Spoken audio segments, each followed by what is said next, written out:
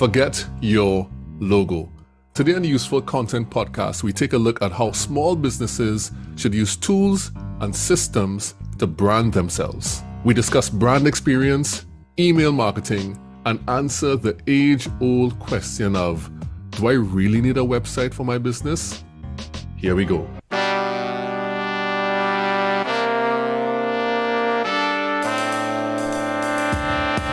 Teaching you to make useful content so that you can build long-term relationships with the people that matter to your business.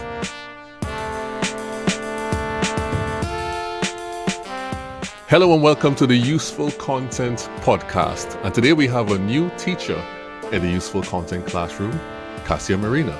Hi, everyone. So Cassia, it's great to have you on. I think we may have encountered each other on TikTok possibly. It was TikTok. It was TikTok. I was active there. I would call that back in the days now. Back in the days. Back in the days.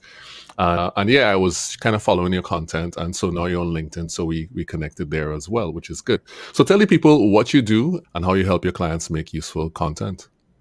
Okay, so essentially, I am a brand strategist and web designer, and I help business owners develop a plan for their business, develop their branding, and help them launch their business in the online space.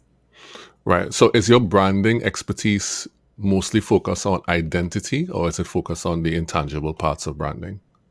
It's the intangible parts as well, because this is where the strategy part comes before the visuals, because it's really difficult to execute an efficient visual brand without doing that upfront foundational work, which is part of the framework that we do. Right. And today we're going to talk about our framework. And that framework emphasizes the importance of branding yourself and how Yeah. to do it effectively. What's the name of the framework?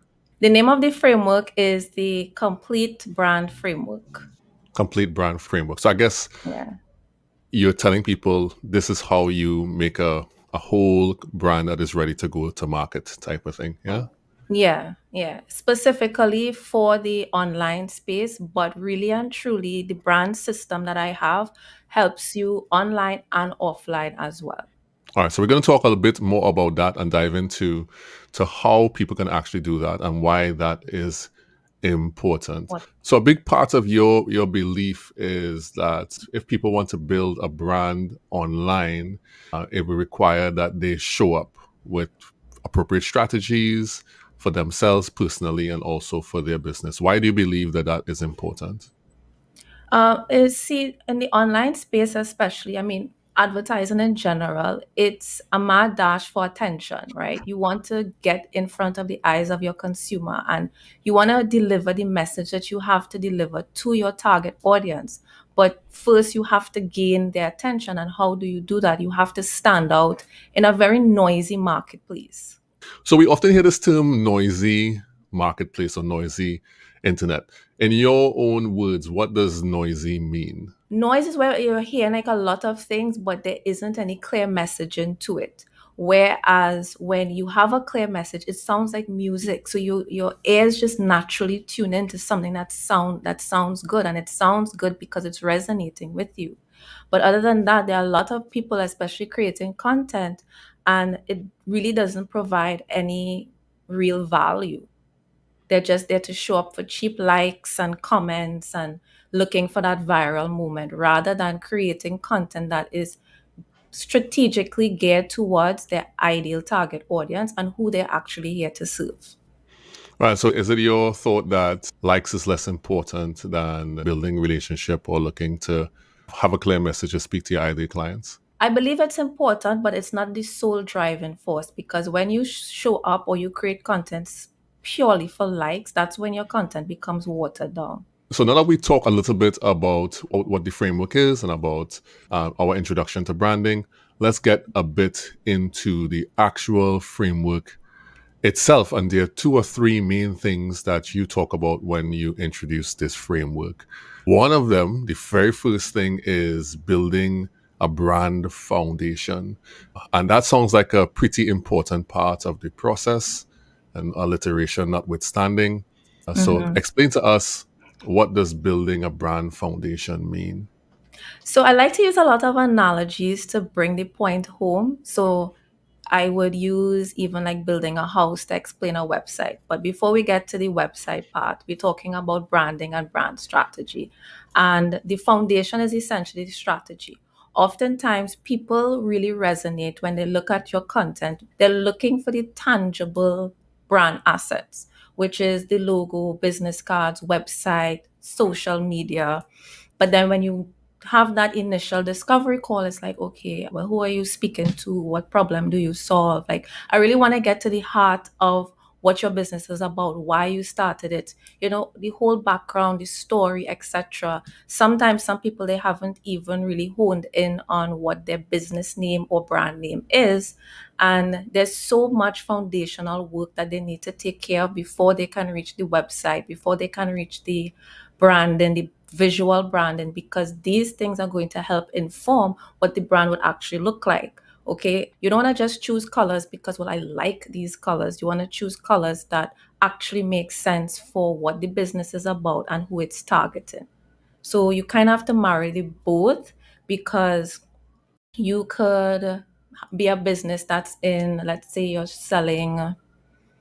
into clothing, but maybe you're not targeting teens, you're targeting children. So the color scheme, the brand voice, all of these things will be different because the target audience is very specific.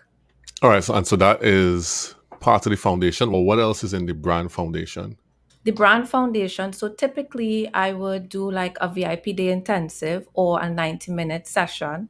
And in that brand strategy session, we go through a collaborative exercise. So instead of, oftentimes people will just send you a questionnaire, which does give you a lot of time to self reflect. So there is value in having your clients sit by themselves and answer these questions. And then there's value in sitting with a strategist where I help you find those answers and pull it out of you. And sometimes clients don't even know how to articulate what they're trying to say, but somehow I intuitively help them piece it together and find those words. So let's say, for example, okay, when you think of your business, what are the values that your business stands for? What do you believe that people in your niche deserve? So, an example of that is, well, I believe that all women deserve to have reliable and safe transportation. So that's the reason why I decided to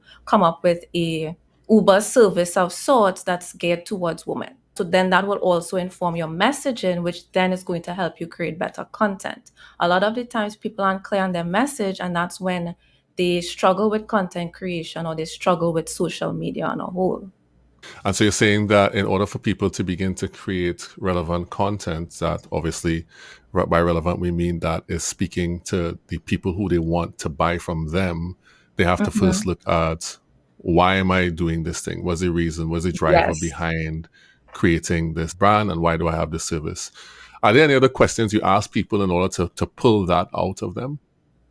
There's a series of questions. So I have like a working document, and I also created a workbook which is called From Basic to Branded. With every client, it's different. Where I don't like stick to this like boring exercise of like, okay, we have these 100 questions and we're just gonna go through them. It all depends on how the conversation goes. So I'd ask you, okay, one of the first, really basic questions is, who's your target audience? Let's figure out who is your overarching ideal client, because a business will have an overarching target audience, and then they'll have specific avatars in between, which then we line that up with the services that you're offering, because you'll have even different tiers of services and each one will match that different persona. So we uncover all of those things, we discover solutions, and then that will also help us inform, well, okay, your pricing strategy. Now, I say pricing strategy, but I don't call it a pricing strategy. But essentially, that's what it is, which is packaging up your offers. And then you're packaging up your offers that align to how you want to position your business and your brand. So let's say you want to be known for being the best portrait photographer, then you'd have a package that aligns to that. Makes sense. Okay, great. So now we talked about a little bit about the foundation. and what that entails, let's go a little deeper by talking about the need for effective systems and tools. And these effective systems and tools, of course, supports the building of the brand. So why would someone need systems and tools to build a brand? Isn't it something that you could just do without that? Absolutely not. Effective systems are key to the experience that your customer is going to experience ultimately, right? So often we come on social media and we see tons of content, especially on TikTok, about poor customer experience, right? Well, poor customer service, but that comes from not having an intentional customer experience mapped out. And when we align that to branding, I like to call it, and this part of my framework is actually called brand experience, where you're curating the experience, a signature experience specific to your brand. So I like to use Starbucks as the example because you know when you think Starbucks and its experience, it's very signature, right? From the time you walk into a location, it's the smell, the aroma, the color scheme, and the interior design contributes to that experience. The customer service, every point of interaction is your customer experience. And I took a lot of pride in translating that in an online aspect because it's a little trickier when you don't have a brick and mortar business. So those tools and those back end systems are key to supporting that experience that somebody has with your brand. So it's every touch point from the time they find you on TikTok, Instagram, Facebook, they opt into, let's say they download something. All of these touch points are supported by tools, are supported by a system so that they have like this seamless experience from the time they find you on the internet till to the point of working with you. And obviously we know that people don't work with you right away. So there will be a space in the journey where they're just enjoying being a part of your community, you know? So, if for example, they come on your website and they are bumping around, they can't find what they want. The customer is having a poor experience because there's friction, they're frustrated, they can't find what they want. Or maybe they find what they want, but then you're using a cheap email marketing software. So for some reason, they're not getting your emails, it's going to spam, then it's a mess, right? So, okay, so you covered a few things in there. You talked about customer experience. You talked about somebody like an example of how people go around the website, and you talked about email. Give us an example of a system that you recommend to clients and how they might use it. Okay, so the most elementary tool that I'd recommend that applies to most people with an online business is the email marketing software that you decide to use, right? I would also, do you want me to quote a specific tool, like the name of Yeah, it? sure. Feel Okay, free. all right. So I don't want to throw shade on MailChimp because I actually did a roadmap to MailChimp mastery workshop at a point in time because it's free. And when people are dabbling with email marketing, I tell them, yeah, go for it. It's free. Get familiar with email marketing and whatnot. And some people have a great time with it, but most people find that it's not intuitive, which I do see their perspective and where they're coming from because they've done a lot. And it's a bit confusing. So you want to choose an email marketing software that you can get a handle on. And the one that I like using of late is Flowdesk. It's really simple. And I think that simplicity makes it really easy for someone who's new to email marketing or even seasoned people and you just don't want to have a bunch of extra stuff to navigate. You want to get in there, you want to make sure that your message is being delivered and know that you can track things easily and set up the sequencing and whatnot. So I would recommend Flowdesk. I also recommend Active Campaign and ConvertKit. Those are some really good platforms. Oh, and of course, HubSpot. So, how would a client of yours use this and gain benefit from it? Well, the thing with email marketing, it allows you to automate a lot of your systems. So let's say, for example, you are creating content, right? And someone wants to work with you. You have an easy entry level offer that, okay, they may not be able to work with you or not maybe that they won't be able to, but oftentimes you need a low entry offer so that people could just get a taste of what it's like to work with you. So let's say that's like a 90-minute consultation. You tell them, okay, click the link in my bio. They click the link in your bio. They go to your website.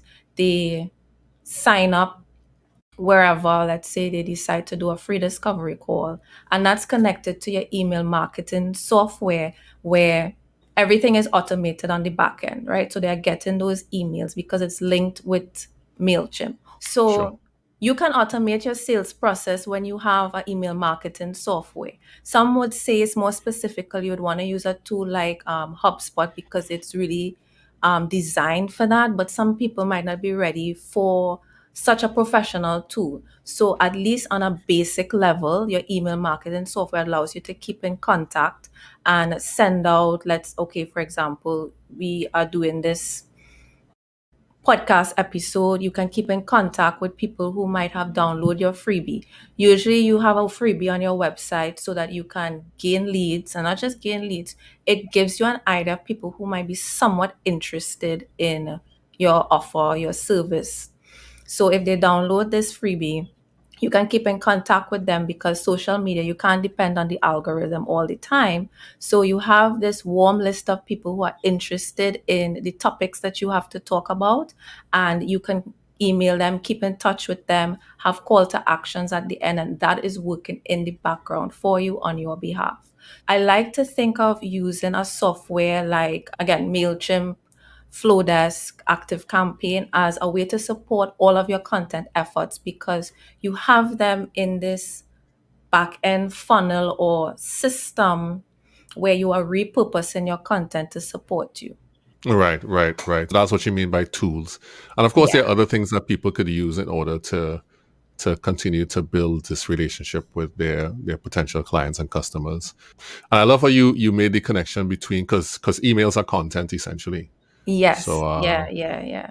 But it's something that you have a lot more control of, and it's like you're a little community here that you can talk to at any point in time. yeah, so it's something that you can manage on your end. You're not subject to a platform.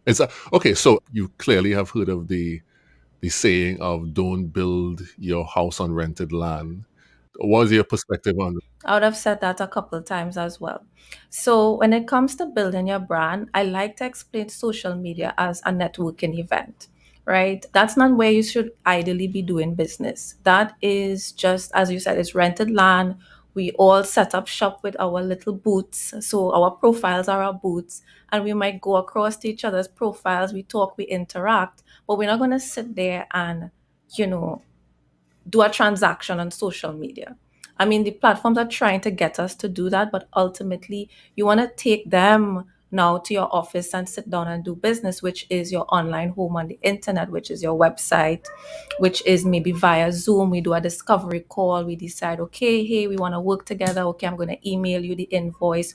Or depending on what systems that you have, they can go to a landing page and click, okay, I want to buy this service. I'm ready to work with you. It really all depends on, of course, what region you are in, because, in the Caribbean, we have to kind of build a lot of our systems to work automatically. And whereas in the US and Canada, there are platforms that you can use where it's literally plug and play. So you may not even need to have an email marketing software separately. You could use something like Kartra, and you build the website, you build your sales pages, they're sending out the emails on your behalf. But ultimately, regardless of the tool that you use, these systems, once you are clear on your systems, you could use any tool. I think that's key Right. to understand. I think sometimes we get so caught up in the tools that it's not really tools that make you, well, they support you. It matters which tool that you use if it's reliable. But first thing before you decide on tools, you have to know what your system is. And it's funny that you asked me this question because back in the day, I would have had so many things automated, which I need to clean up some of my things in the back end. So it's like, and then from time to time, you'll need to audit. Things evolve, things change as you evolve as a business. Your customer desires something differently, or maybe this doesn't work anymore because this isn't resonating. The process, the customer journey is too long. So I'm always experimenting and trying new things. So I realized last night that things has changed, and I you take pen and paper. Before you get to the tools, you take pen and paper, and this is literally what I was drawing out last night. How to make my content more efficient, because I was like, wait, no, after I put out this, let's say 90-minute video, what's next? Mm, I want to know that you are continuously being nurtured. And this comes back to what you spoke about on LinkedIn, which is the short form content sometimes is part of the problem. So even if you're going to use it, it's not to like vilify short form content, but we have to know where its place is in our brand building activities. So I know, okay, this is a snippet from my podcast, and I'll have little cues of letting people know that is part of a podcast without actually having to put a logo. You could put the logo, nothing is wrong with that, but I'm just saying the way you frame the video. So, like right now, I could have my phone set up there at the side, and you could tell, oh, this is a podcast. And then you could put a little description, and then you send people to where they want to listen to this podcast. And in that podcast, you would have even call to actions that, hey, if you want to learn more about this, or hey, if you want to work together. This is a really long explanation of what a brand experience is, because you have all your things working together and everything is intentionally built. And these are the types of conversations I would have in a brand strategy. And obviously, I can't touch on everything in that initial call. That initial call is really to help build the visual branding, which comes next, and just a little bit of systems that you have to consider. But it's ongoing work. excellent. Perfect. Perfect. Perfect. Right. Okay. Great. So we spoke about the foundation. We spoke about some of the systems, which you extensively covered, which I appreciate, and I'm sure the people listening in the Useful Content Classroom will appreciate that as well. So let's now move on to things like your website. Now, you did mention website before, and you spoke about integrating. In some instances, you can integrate your email marketing into your website and build your business and your brand online. So when somebody comes to you for brand strategy, does everyone need to get a website? Oh gosh, yeah, you caught me off guard with that one. The question is, everybody need to have a website. It depends on where you are in your business, right? Most of the time, I would say you should have a website, but not everybody needs a full page, I mean, a full 5-page website straight out the gate. It is useful to have a simple landing page, a scrolling page, those websites where it does say about services, the basic pages a website would have. But instead A of one building pager? out, yeah, a one pager. But instead of building each page out on separate pages, you could just start with something simple. I like to call it a scrolling one page website, because people, when sometimes when you say a one pager, people might just think of one little box here and it ends there. But no, there's still an experience that happens, and there's still some visual storytelling taking place, right? Why I would recommend that is that it gives you some sort of footing to claim your stake on the internet. Like, this is my land, and I have somewhere that you could still come and meet me, know about my story, download my media kit. Sometimes it doesn't always have to be a freebie, it could be a media kit, and you capture emails that way.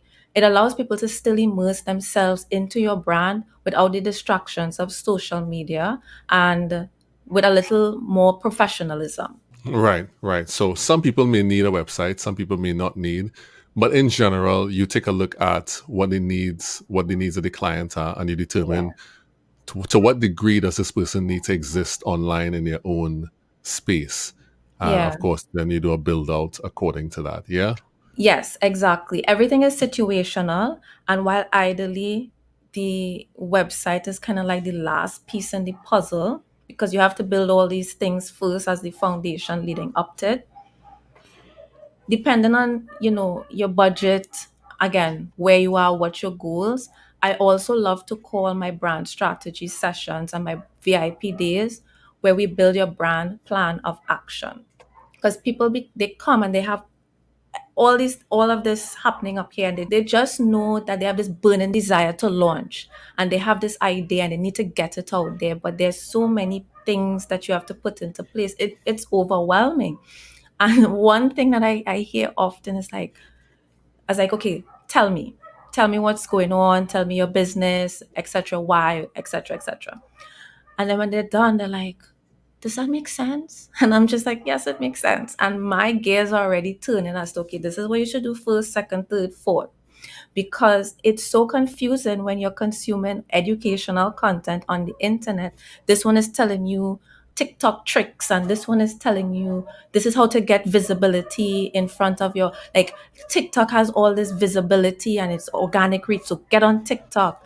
And then someone else is telling you to get a website, and someone else is telling you need to have visuals. Someone else is telling you email marketing, but you don't have a clear understanding of, okay, well, where should I start first?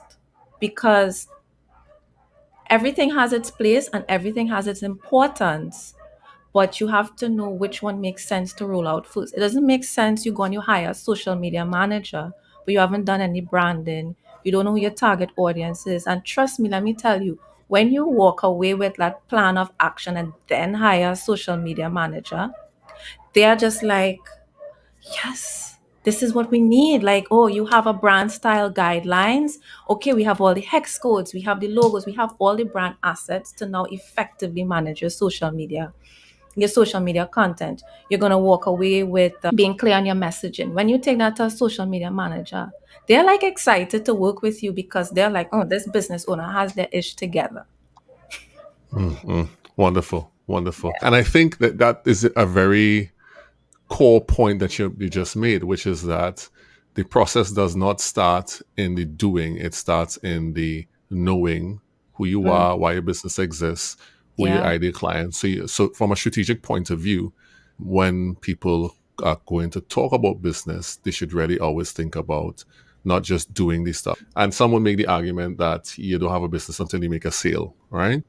Mm. But if you want to sustain a business over a long period of time, especially let's just suppose you're already in business and you've been doing well without any of this, there comes a point when you do need it. You do need to And come back and create a plan for yourself. So it's okay, like, to be like, okay, I want to test out this product or service. So you just decide, I'm going to create a page, I'm going to put it out there and validate the idea. Little do people realize that is part of strategy, because you're testing something and you're gathering data to come back, and you could bring that to someone like myself, consultant or strategist, and be like, okay, this is what the interest was like.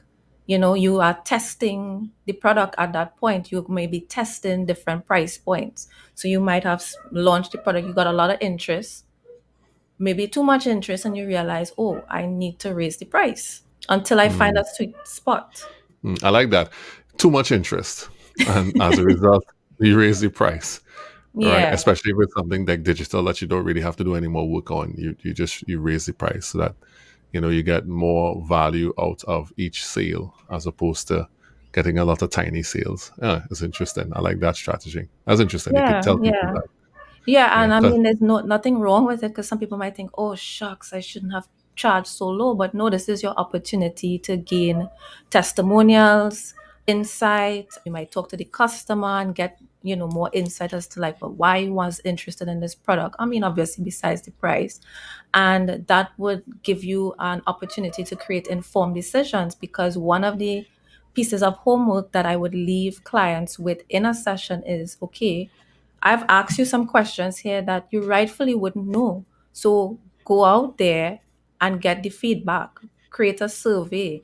If you already have a social media page, create polls. Just have conversation. Because sometimes I think people think gathering feedback has to be this rigid survey monkey exercise, that it doesn't have to be. It's just having conversation, and the more you have conversation, you are like kind of blown away by the feedback of things that you had not considered. Because when we are, it's our baby, we're too close to it. So you need that outside perspective of like, I hadn't considered that. Or, oh, you actually think X, Y, and Z, and here I am thinking I'm missing the mark, you know? yeah, then have the conversations with your clients so that you can gather the valuable information to continue to build your business. All right. Well, is there anything else you want to tell the people? Because we spoke about the brand foundation, we spoke about the need for effective systems, and we spoke about how to use your website to build your brand online. And is there any last piece of advice you'd like to share with the people? I would say show up and tell your story about your business. Show the world why you're passionate about it. And essentially show up for your business and your brand through creating useful content. Don't worry too much about likes upfront because I know we get intimidated by the feedback. But when I was now starting out, it seemed like no one was listening in the beginning. And it may seem like someone isn't listening, but you keep at it and you keep consistent. But again, you have to be clear on the messaging. This is the only way it will work. 3 months in, 6 months in, your ideal customer will email you and reach out to work with you. What I have found in my experience is that the persons who are the quietest are the ones who are observing you to work with you versus the ones who are always commenting and liking. And that's not shade at all. There are people who are there to work with you, and there are those who are there as cheerleaders to keep you going and to keep you showing up on your content. So everybody has their role. So my key piece of advice is get very clear on who your brand is as an identity, its messaging, and then show up and rinse and repeat and refine as needed. Excellent. Good closing words for your potential clients and customers. Thank you so much, Cassia, for joining me in the Useful Content Classroom today. So thanks everyone for joining us today on the Useful Content Podcast. Useful Content Classroom. Dismissed. Okay. And we're clear. Now we can exhale. We can exhale a little bit. I mean, it seems like a lot of different things are happening. Oh my goodness. Oh my goodness. That's okay now. I'm going to leave some of that stuff in. The Useful Content Podcast is brought to you and produced by Relate Studios. You can see the work we do on our website at relatestudios.com. If you like what you've heard on the podcast today, please follow and come back in 2 weeks for another great episode. And if you want to get more useful content in between that, you can follow me, Juma Bannister, on LinkedIn and on Twitter. We all know it's still Twitter. See you soon in the Useful Content Classroom.